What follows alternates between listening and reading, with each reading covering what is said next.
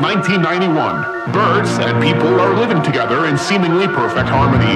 Until one day, a young man catches fire. This is Phoenix.